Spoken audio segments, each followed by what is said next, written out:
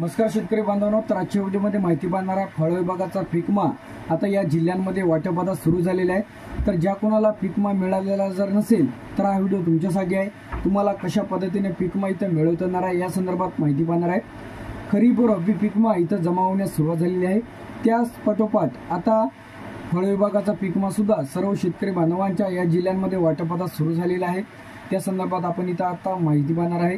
तर त्यामध्ये सर्वप्रथम आता यवतमाळ जिल्हा आहे, वाशिम, वर्धा, ठाणे, सोलापूर, सिंधुदुर्ग, सातारा, सांगली, रत्नागिरी, रायगड, पुणे, परभणी, पालघर, नाशिक तर अशा जिल्ह्यांमध्ये फिकमा वाटपात सुरू झालेले आहे।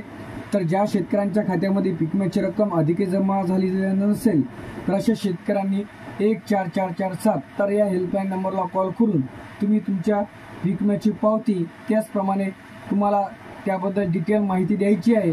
तर त्यावरती तुम्हाला 72 ते 48 तासांमध्ये तुम्हाला रिटर्न कॉल येईल। त्याचप्रमाणे तुम्हाला तुमच्या खात्यामध्ये सुद्धा पैसे इथं जमा होणार की नाही ते तुम्हाला कळवण्यात येईल।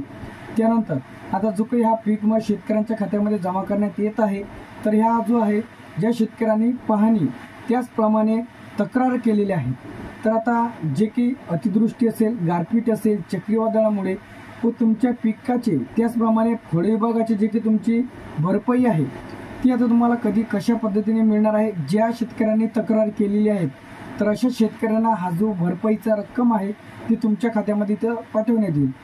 त्यानंतर दुसरे जे जिल्ह्यामध्ये नंदुरबार, नांदेड, नागपूर, लातूर, कोल्हापूर, जालना, जळगाव, हिंगोली, गोंदिया, गडचिरोली, धुळे, धाराशिव, छत्रपती संभाजीनगर, चंद्रपूर, बुलढाणा, भंडारा, बीड, त्यानंतर अमरावती, अकोला तर अशा विविध जिल्ह्यांचा यामध्ये समावेश आहे।